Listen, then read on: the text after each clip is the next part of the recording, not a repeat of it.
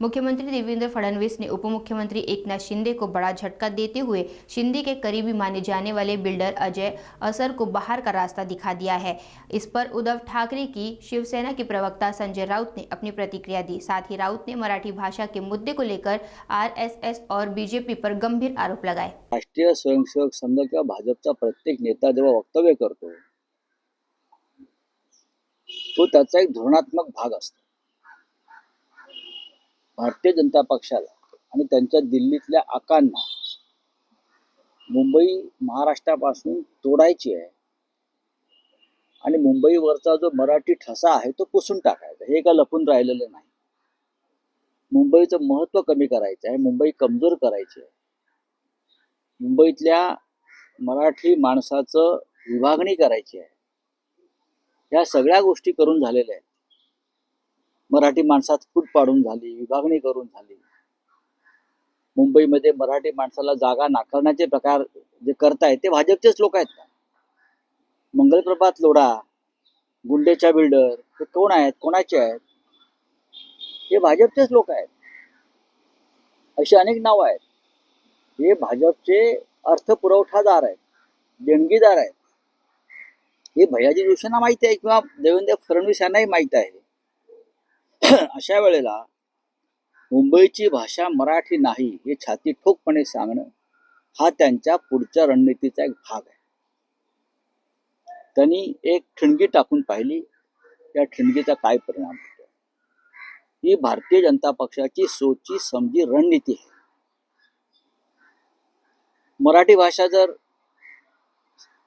मुंबईची नाही किंवा इथे सगळे येऊन कोणती भाषा बोलू शकतात, मी काल सांगितलं, मग चेन्नईला जाऊन बोला की चेन्नईमध्ये भारताची जी राष्ट्रभाषा हिंदी आहे ती येऊन बोलू शकतात सगळे। संघवाल्यांची तेवढी ताकद आहे। दक्षिणेतल्या राज्यात जाऊन हिंदीचा प्रचार करण्याची, हिंदीविषयी बोलण्याची।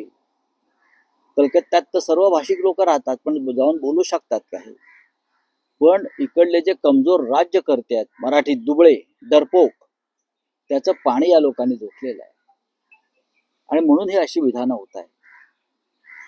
भैयाजी जोशी यांनी माफी मागायला पाहिजे आणि विधानसभेत काल त्या प्रकारचा ठराव मंजूर करून घ्यायला पाहिजे होता। देवेंद्र फडणवीस यांनी थातुरमातुर उत्तर दिलं की मुंबईची भाषा मराठी। भैयाजी जोशी यांचा निषेध केलात का तुम्ही? तुम्ही अबू आझमीचा निषेध करता, त्याला निलंबित करता का? तो मुसलमान आहे, फार सोपं पडतं ते। पण प्रशांत कोरडकर ज्याने छत्रपती शिवाजी महाराज आणि संभाजी राजांचा घोर अपमान केला, तो प्रशांत कोरडकर अजून तुम्हाला का सापडत नाही? त्याला का अभय दिलं? कोणी अभय दिलं?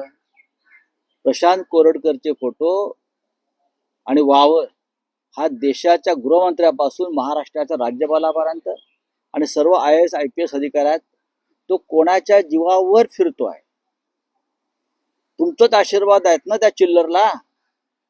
राहुल सोलापूरकर हा RSSच्या मुख्यालयात जाऊन बैठका घेतो। त्याने छत्रपती शिवाजी महाराज हे भ्रष्टाचारी आहेत म्हणून सांगितलं। छत्रपती शिवाजी महाराज हे भ्रष्ट आहेत हा राहुल सोलापूरकरच्या बोलण्याचा अर्थ आहे। आग्र्याची सुटका हा दिग्विजय आहे छत्रपतींच्या जीवनातला। हे फार मोठं युद्ध आहे, गनिमी काव आहे। आणि RSSचा आणि भाजपचा राहुल सोलापूरकर सांगतो की छत्रपती शिवाजी महाराजांनी आग्र्यातून सुटताना कोणते शौर्य दाखवले नाही, तर त्यांनी लाच दिली औरंगजेबाच्या लोकांना, कुटुंबाला, आणि ते सुटले। म्हणजे त्यांनी एक प्रकारे छत्रपतींना भ्रष्ट ठरवलं। काय कारवाई केली देवेंद्र फडणवीस यांनी किंवा सरकारनं त्यांच्या? एक प्रकारे औरंगजेबाचं उदात्तीकरणच आहे ना।